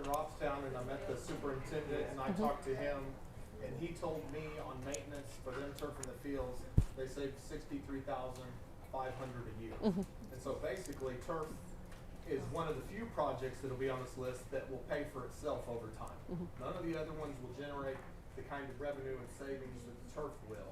Say that money to replace the field. Yeah. Yeah. Historically, it's been on another bond. What would happen is now we sometimes pay to go play on turf fields because of the weather. Now teams, because of our location, just like with football, they come and play in the playoffs. We'll have a lot of teams that come rent out our field. But with baseball, I know the coaches want to have tournaments on our field, which generate probably $10,000 each tournament on a weekend. And so it would, you know, in the summer they probably generate $40,000, $50,000 just in baseball tournaments here, and whatever concession stands would be. So, yeah, I mean, it's not inconceivable that each year it probably brings in 120,000. I think it's fair. And so it would support the booster clubs too through that. So, And even if you had to do a glare, it's, when you do a replacement, is it It's cheaper than a first time? so the football field was about 70% of the original costs to replace. I think. I wasn't here. Baseball's a little different because Right. I don't know because we haven't replaced that one. There are only certain spots: first base, second base, third base, certain spots in the outfield. The whole thing doesn't get replaced like in football. I mean, the kids are all over the field. There's tons of kids all the time. You know, baseball doesn't have that high quality. But you know, also soccer could probably practice out there when baseball, because soccer's playing when it's cold as can be, and baseball usually ain't. You know, so when soccer is kicked off and put in the gym in the middle of the playoffs, well, now they'll have a place too. Okay. So, Campbell? Any? The renovation of the field house, that field house, and y'all probably know exactly how old it is, but I know that, 80s. The stat man. yeah. Okay, so it's 40 some odd years old. Nothing has been done to that field house in 40 years. Now, that's not fair to say because it's got to wear out first. But our locker room situation is really bad.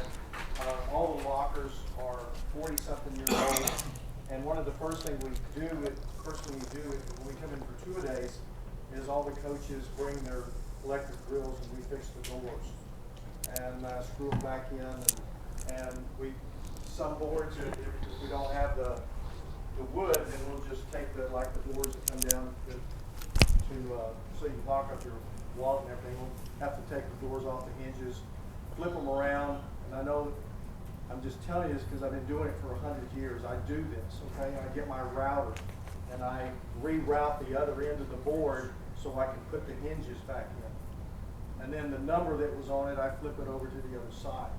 Some of them boards have already been flipped over, and there's two hanging right now. I say they're hanging, they're sitting up on top. But just, you know, then you can only, you know, after you strip out this hole and then you put another screw in that long, and then the next one you go in that long, eventually you run out of the length of screws, you know, to put them in there. So the varsity locker room in particular really looks bad, and I know that we're not just all about looks, but we've had to put some combination locks in there to try to a little more security, and you hate to think that your teammates Larissa, use that thing. You know, every once in a while it Use happens, this. and the only thing you have to do to get into those combination locks is take your student ID card and slide it through there, and you can lift up anybody's lock. So it's not secure. The floors, the only thing that I know of in the 39 years that I've been here is we tore out the old original carpet in that varsity room. Whoever put and carpet in put there is down crazy. a kind of a tile. Yeah. You know, because I mean, carpet all does is hold fungus. And so anyway, there's only 2 stalls in there. I don't know if there's anything we can do about the toilet system in there. There's only 2 stalls in there we had 50 guys in the locker room this year. There were 2 stalls. I mean, the thing was built, like I said, 40 years ago, and it was built back in the day. I mean, it was called the football field house. No other sports ever went in there, and which leads me down there to the weight room. Okay, you go down to the weight room, it is not air conditioned, it has some exhaust fans on the side, and when you have mornings like yesterday, where the humidity is so high, you'll go into the locker room and everything is soaking wet. It is soaking wet, all the equipment rusts,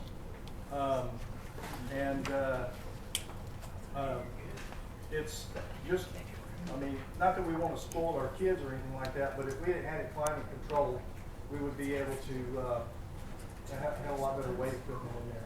So what's the difference between the field house expansion and the field house renovation? So the expansion was where we showed that we would add a new building adjacent to the current multi-purpose center, and it would hold a new weight room and training facilities, and then for all sports. The training room is tiny. Build a new building than it is to renovate the current. No, we're saying do both.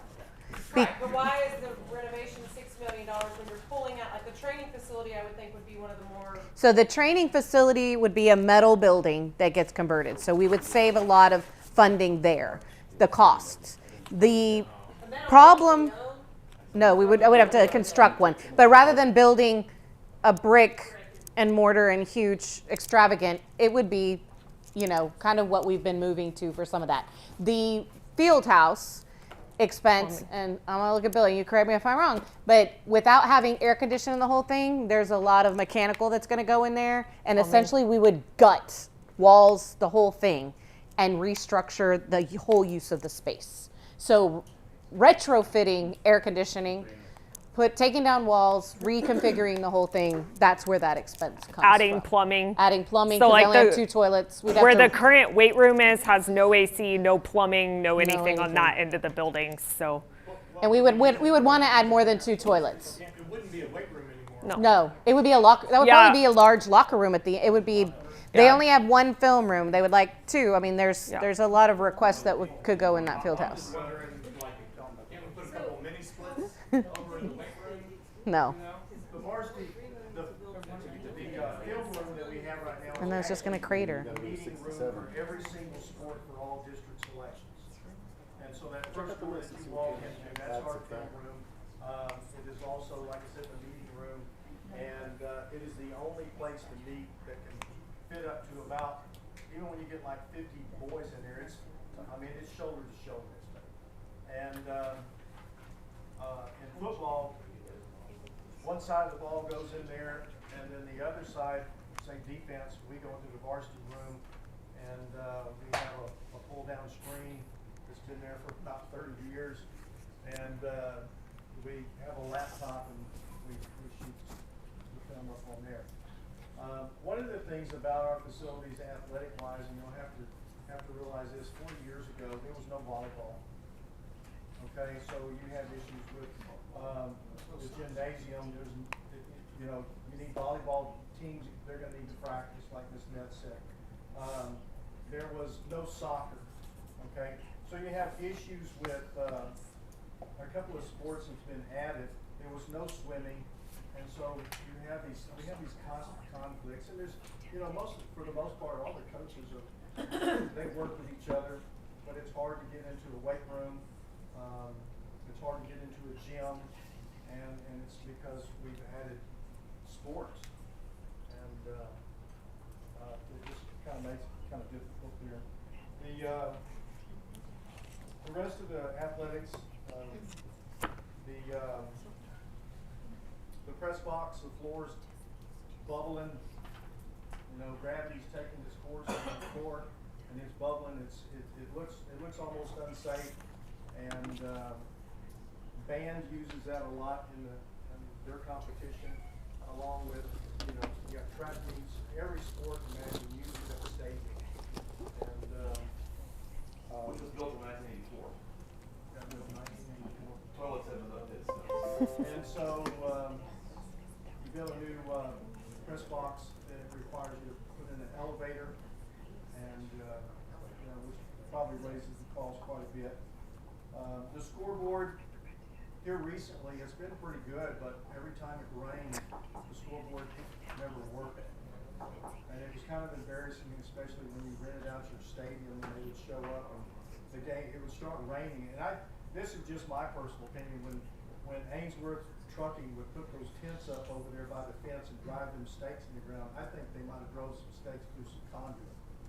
And it made those, every time it rained, it got in the conduit, and all it took was just a slice of the skin on that wire to be off, and that whole clock would go out. I think like the turf fields being able to generate some revenue, I think the scoreboard has the potential to do that. Do we have any kind of estimation as to sponsors and how much money that could generate? We went out, yeah. Let me go press a red button. Well, I mean, We- No, I'm, ooh, let me tell you. Okay. We did I'm it. not appointing people on that one. So we did the procurement for the last scoreboard, came in at about $600,000, right? We went through 30 separate meetings in the community, talked with NGOs, talked with private sector, talked with everybody we could talk to, sat down and did 30-minute to 1-hour presentations. Out of all that, we had one company that was willing to do the business with us, and that was the new Dodge dealership. He was willing to forego at that time about $70,000. Had a corporate commitment from him, and then the scoreboard fell. That was my last response. So sponsors could be procured at lower amounts for like maintenance. That's what most districts do now that I've talked to, is they pay for the scoreboard and then they get sponsors to help with maintenance. So is this scoreboard like GP scoreboard? Not that big. This Like- is, it's closer to TM. Isn't it also Uh-huh. something that Kyle TV can use as far as being Yes. the TV? Yes. It's also educational. Yes. Yes, the company that we were looking at. So it does have a video. It does. It does have a video component, but it's not a Jumbotron, Stephen. Somewhere between. Somewhere in between. We're middle ground in it. Utility on the ground, replacing all the utilities on the ground. Yes. The connectivity underneath. The connectivity underneath. Has already been replaced. Yes.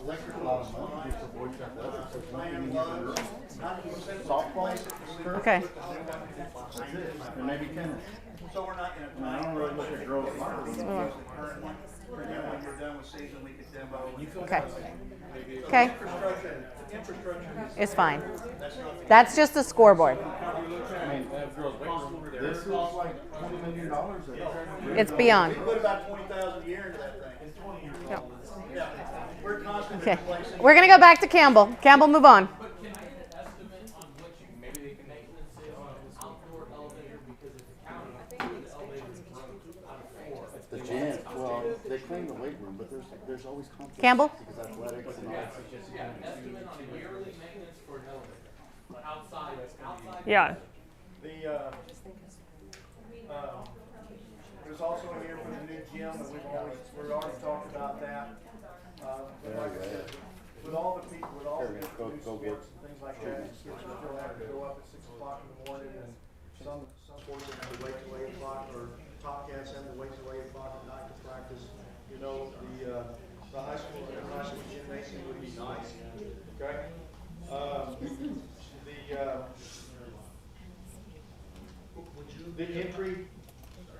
The entryway, they were talking about taking part of the fence down and having a nice entryway like Baseball, softball and softball. baseball does. I mean, we're not talking about anything just super extravagant, but it's eye candy, it's really pretty. They've done a great job with all that, with the softball and baseball. And the fencing at the stadium is the nice black. Mr. Floyd. The state fencing all the way around. Mhm. Coach, you think it would be a good idea if the FEMA dome could be turned into a gym?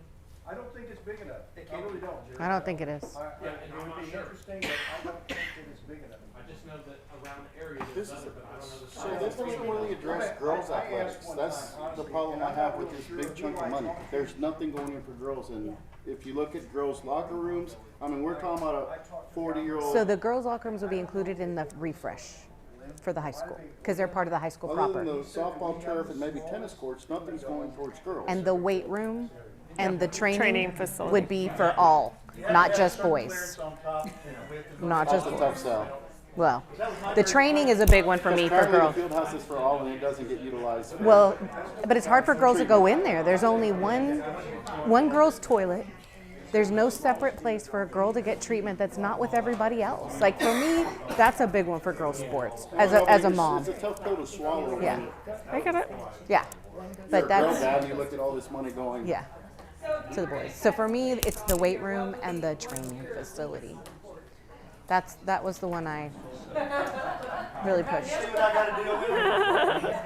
Blair. Did we talk about tennis? Did he say tennis? So the other one I want to hit on athletics is tennis. We have a couple tennis moms here. Those courts cannot be fixed anymore. I'm just going to be upfront and honest. As Kelsey likes to say, they look like a potato chip. They have ridges. And it will soon, it already is a safety issue. When it rains, we can't play on a court. And the reason why we tied the bathrooms is we'd have to have bathrooms out there for it, and that would serve multi-purpose and swimming too. So I do want to stress that one a little bit. I think the tennis court's also the reason why they just keep ripping them, and this comes from the letter years ago, that whenever they built those things a thousand years ago, they didn't put enough in the building, fill dirt back in there to hold the foundation of it and keep it from shifting, and they didn't actually, I mean, they kind of, We found the cut prints, some corners. yeah, we found the prints on it, you know, Yeah. when it was originally built. They only put 6 inches of select fill and 2 inches of asphalt mix, hot mix on top, and that was it. Yeah. You don't even do that for a sidewalk, and that's why they're making such deviation. No matter what we do. We cannot fix it. It is useless. It's been patched and patched. There's nothing, rip it out, let's look at something else. That was beyond. Do we? I didn't go there, but. Like their most important things, like if you chose something for us, I'm kind of for the scoreboard only because I have a daughter that plays soccer and when it's 35 degrees out there, 40 degrees, and we start playing, the scoreboard completely goes out. It's not even raining and it doesn't work. So I'm for the scoreboard.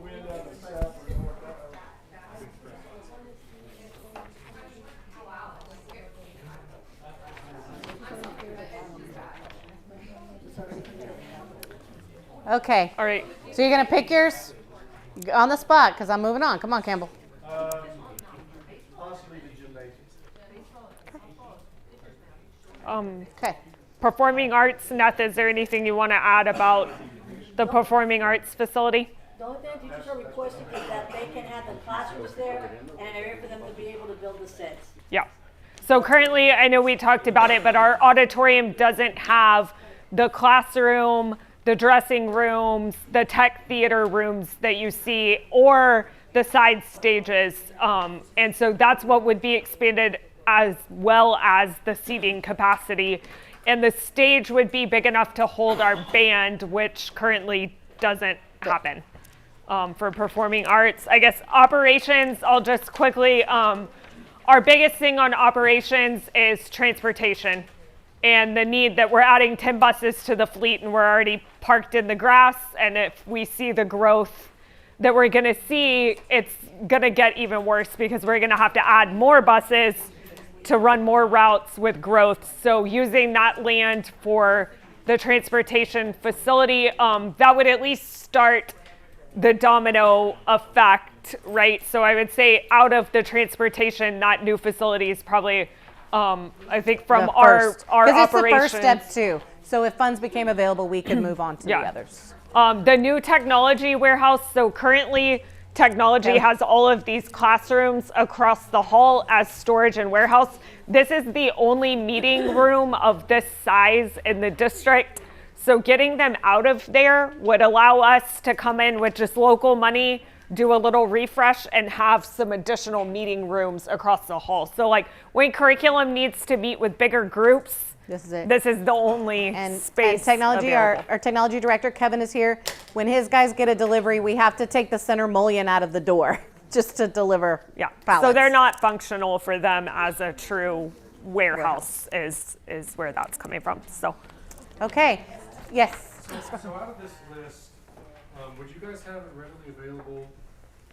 Whatever is on here has been on a previous bond that we didn't get to, because I feel it's important if the community in the past has been promised things and it didn't get to it, then maybe we take some of that into consideration for these projects. Is that something y'all would have readily? I can run through it right now Okay. with y'all. So starting at Cal Allen High School, and Blair and Emily stop me as I go if I'm off track, but that one is the CTE building renovation that was on the past bond. What's Larissa? Yeah. Middle school, I do not believe we had any of those items on a previous bond. McGee we took care of. McGee we took care of. West, the pavilion was part of the original plan and was cut from that original plan when it was going over budget. East, nothing. Wood River, nothing. Athletics would be the field turf on baseball and softball that we talked about. The field house renovation. Yes. It wasn't as big. Yeah, we weren't was a thinking. cleanup. Yeah, it was. Yeah, it was a different scope, but it was on there and was not accomplished. Yeah. Stadium, press box, and scoreboard. Yes. And then They had on the last one tennis court repairs, and we tried, but repairs yeah. not going to fix it. And we did do some of we rebuilt some of the observation deck and some of that, but we couldn't. We were supposed to redo the courts. I we'd can have pull to that look it up. up. I'll pull that up in just a second. But the goal was they thought they could fix the courts, but they can't be fixed. I think total between high school, middle school is like 127,000. Yeah. And it was just a resurface because we found that we couldn't replace them. Yeah. They couldn't be replaced, so it was just a take care of for right now. Yep. So those were the items that were on the last bond that were postponed. Okay, we had high hopes, but we will see you on January 31st since it's 8 p.m. But we're gonna stay here. These materials you can take. Yeah. We can email you the spreadsheet so you can play with it. I will email that out tomorrow morning so you can play away. And we are going to stay tonight. So if you have questions that didn't get answered, concerns, we will stay. And email us, call us. We're a phone call away. Maybe to expedite the process. Wait, question. Is there any way that instead of doing the handwritten, can we just We'll as a just do group the Yes. spreadsheet. do the That's fine. spreadsheet, Yes. Submit it back. and Yep. as Come on the whatever table we're on? 31st. Yeah, you Yes, can do it as your absolutely. table or I'll- write it down and come prepared. Well, 'cause Or we can you'll, share amongst ourselves, Yeah. agree to agree, and then submit it. of Yep. course. Yep. Okay, hold on. Huh? Time out.